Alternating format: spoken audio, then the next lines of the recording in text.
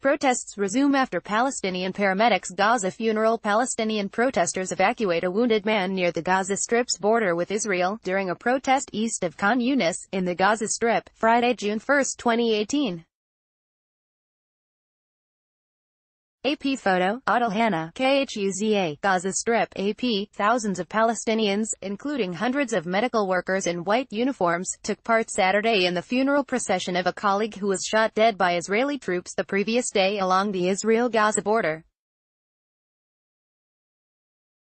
Raisen Nayar, a 21-year-old volunteer paramedic, was shot as she tried to help evacuate wounded near Israel's perimeter fence with Gaza. She was the second woman among more than 115 Palestinians who have been killed by Israeli army fire since Gaza border protests began in late March. UN officials condemned the killing of Nayar, saying that witness reports indicated she wore clothing that clearly identified her as a health worker. The killing of a clearly identified medical staffer by security forces during a demonstration is particularly reprehensible, said Jamie McGoldrick, the local UN humanitarian coordinator. After Najar's funeral, dozens of mourners headed to the fence and started throwing stones at the Israeli soldiers on the other side. The Palestinian Health Ministry said 5 protesters were wounded by Israeli fire. Later Saturday, in a development that threatened to collapse an informal ceasefire, the Israeli military said 2 projectiles were fired from Gaza. One was intercepted by the Iron Dome defense system and the other landed inside Gaza. Earlier this week, Gaza militants fired a large barrage at Israel, which responded with heavy strikes on Gaza installations. Early Sunday, the Israeli military said fighter jets attacked 3 Hamas military compounds in response to the rocket fire. It said it struck a total of 10 targets, including weapons manufacturing and storage sites. Militants responded by firing another projectile that was intercepted, the army said. Meanwhile, in the West Bank, the Israeli military said its troops shot dead a Palestinian who tried to ram a tractor into its forces. The military said its initial investigation revealed that a 35-year-old Palestinian from a village near Hebron tried to run over an officer with a Bobcat tractor. The attacker then turned around and tried to attack nearby Israeli civilians, the military said. It said a soldier opened fire, killing the assailant. No Israeli troops were harmed. Since 2015, Palestinians have killed over 50 Israelis, 2 visiting Americans and a British tourist in stabbings, shootings and car ramming attacks. Over 260 Palestinians were killed by Israeli forces in that time. Israel says most were attackers. The attacks have petered off in recent months as the Palestinian focus has shifted toward mass protests at the Gaza border.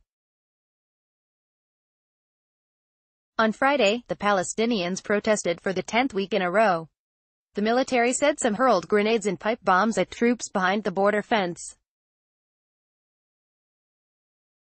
Some 40 Palestinians were wounded and Nayar was the only one killed. The Khan Yunis hospital said Nayar had a gunshot wound in the chest with an exit wound in the back. The military said its troops operated in accordance with standard operating procedures, and that it was investigating the incident. Israel insists that throughout the weeks-long campaign its troops have fired only at instigators and that Hamas has been cynically using the demonstrations as cover to carry out attacks. But military officials have acknowledged shooting some people by mistake due to the crowded and smoky conditions of the protests. On Saturday, the military said it thwarted a Palestinian attempt to damage the security fence surrounding Gaza, and a group of militants briefly entered Israel before fleeing back into Gaza when Israeli troops opened fire. Palestinians and human rights groups have accused Israeli forces of using excessive force, and of killing unarmed Palestinians who did not pose an imminent threat both in the West Bank and Gaza. Najjar's body was wrapped in a Palestinian flag as the funeral procession started from the hospital and passed near her home in Kuzah, a village near the Khan Yunis that is close to the border and has served as one of 5 protest encampments across Gaza in recent weeks. She was the eldest of 6 siblings. "I want the world to hear my voice. What's my daughter's fault?" asked her mother Sabrine, dressed in black and seated on a mattress in her living room. "She will leave a large emptiness at home." On May 14, when the protests peaked over the opening of the U.S. Embassy in Jerusalem, a 14-year-old girl, Wessel Sheikh Khalil, was the first female protesters to be shot dead. She was among more than 60 people killed that day, the deadliest since a war between Hamas and Israel ended in 2014. The Gaza protests are being organized by the territory's militant Hamas leadership and are aimed at drawing attention to the decade-long Israeli-Egyptian blockade on the territory. The blockade, meant to weaken Hamas, has caused widespread economic hardship in Gaza. The protesters are also demanding the right of return for Palestinian refugees from the 1948 war and their descendants.